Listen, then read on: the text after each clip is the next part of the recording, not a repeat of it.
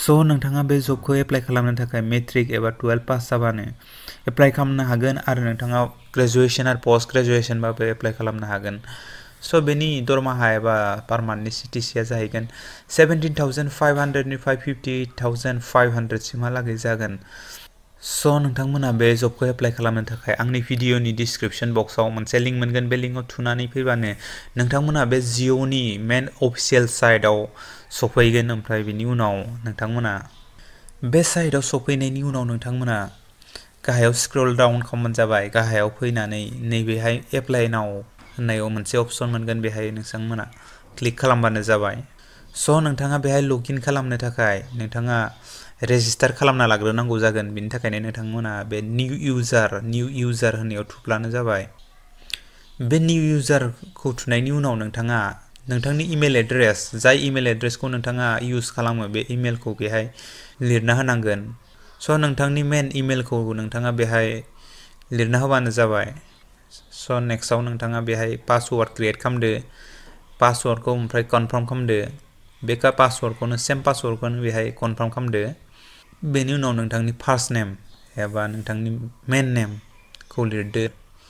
Last नेमानो जाबाय नोंथांनि title एबा सारनेम। बेहाय नोंथांनि डेट अफ बार्थखौ थुदो। ओमफ्राय कान्ट्रिखौ सेलेक्ट खालामदो। ओमफ्राय लास्टआव नोंथांनि मबाइल नाम्बार, बेहाय मबाइल नाम्बार, जाय मबाइलखौ नोंथाङा इउज खालामबाय थायो बे मबाइल नाम्बारखौसो होदो। ओमफ्राय लास्टआव नोंथाङा बे गाहायनि कनफार्माव थुबानो जाबाय। अब्लानो नोंथांनि रेजिस्टारा कमप्लिट जागोन। ओमफ्राय नोंथाङा रेजिस्टार खालामखांनायनि उनाव नोंथांनि बै रेजिस्टार खालामनाय इमेल आरो पासवार्डखौ बेहाय थुनानै लगइन खालामना लाबानो जाबाय। लगइन खालामखांनायनि उनाव नोंथाङा बेहाय एबाउट इयर सेल्फआव नोंथांनि सोमोन्दै लिरबानो जाबाय। नोंथाङा मा खालामदों एबा मा खालामगासिनो दं, फरायदोंबा फरायदों एबा माबा मोनसे खामानि मावदोंबा मावदों, नोंथाङा बेहाय होबानो जाबाय। बेनि उनाव नोंथांनि डेट अफ बार्थखौ होदो। बेनि उनाव नोंथाङा मेल ना फिमेल बेखौ होदो। जेन्डारखौ सेलेक्ट खालामदो। ओमफ्राय नेक्स्टआव कान्ट्रि, स्टेट, सिटि। स' अनलाइन एप्लाइ खालामनो थाखाय नोंथांनि मेन रिकुवारमेन्टआनो जाबाय नोंथांनि बाय'डाटा एबा CV एबा रिजुम्स। बे रिजुम्सखौ नोंथांमोना बेहाय आपल'ड खालामना होनांगोन। नोंथाङा रिजुम्स बानायनो रोङाबा, बे रिजुम्सनि सोमोन्दै आं अलरेडि भिडिअ बानायना दोनखादों। स' नोंथाङा बे भिडिअखौ नायनोबा बे आंनि भिडिअनि आइ बटनाव थुनानै नायनो हागोन।